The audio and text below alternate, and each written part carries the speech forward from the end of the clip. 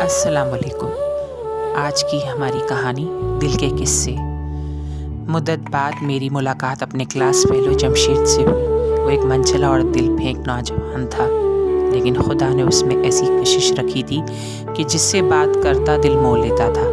اس کا گھر ہمارے گھر کے بالکل سامنے تھا اور ہم ایسے ایک پوش علاقے میں رہتے تھے جہاں قطار در قطار بنگلے بنے ہوئے تھے۔ سامنے جمشید کے والد کا مکان تھا اور ہمارے برابر میں شرمین کا گھر تھا۔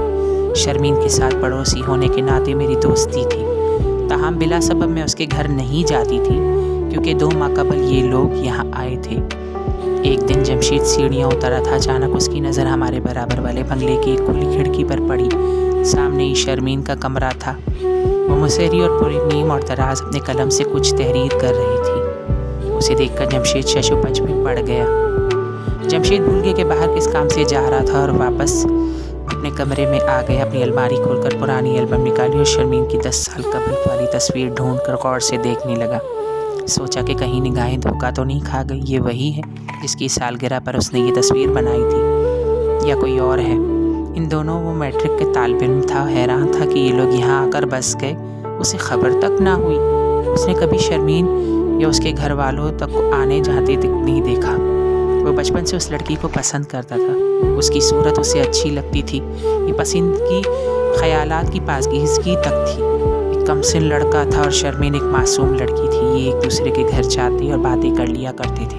پھر ایک دفعہ ان دونوں کی آپس میں ملاقات ہوئی، جمشید اور شرمین کی۔ جمشید نے شرمین سے سوال کیا، کیا تمہاری منگنی ہو گئی ہے؟ یہ بڑا اہم سوال تھا، اب اس گتھی کو سلجھانا لازم تھا۔ تب شرمین نے تفصیل سے بتایا کہ منگنی نہیں، میرا نکاح ہو چکا ہے۔ والد صاحب اپنی زندگی میں میرا نکاح ٹیلی فون پہ اپنے بھتیجے فرحان سے کروا گئے تھے، جو امریکہ میں رہتا ہے۔ نکاح کو 5 برس گزر چکے ہیں مگر وہ ابھی تک نہیں آیا۔ والد صاحب میرے نکاح کے 1-2 برس بعد تک جیے، اس کو آنے کو کہتے تھے اور فرحان ٹال مٹول سے کام لیتا تھا۔ بعد میں والدہ سے بھی ٹال مٹول کرتا رہا۔ اب بھائی کے پاس امی گئی، دیکھو کیا ہوتا ہے۔ 5 برس میں میں نے انتظار کیا ہے، اب اور نہیں کر سکتی۔ اب تو ہر صورت طلاق لوں گی۔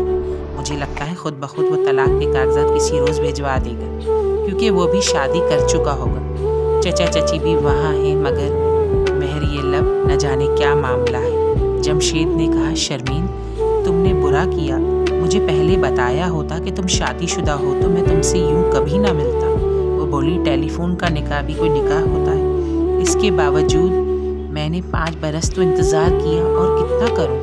مجھ کو کس جرم کی سزا مل رہی ہے؟ ٹھیک ہے مگر نکاح تو نکاح ہوتا ہے۔ جب اتنا انتظار کیا تھوڑا سا اور بھی کر لیتی، اپنی والدہ کو تو آنے دیتی کہ کیا جواب لاتی ہے۔ تمہارے چچا چچی نے تو بات کی ہوگی، ایک دن وہ مجھ سے انتظار نہیں ہو سکتا، چند ماہ تو بہت بڑی بات ہے، مجھ سے تو اب ایک دن بھی انتظار نہیں ہوتا۔ اب تم مل گئے ہو نا، اب تم ہی میری منزل ہو۔ اس جواب سے جمشید بہت ڈسٹرب ہو گیا۔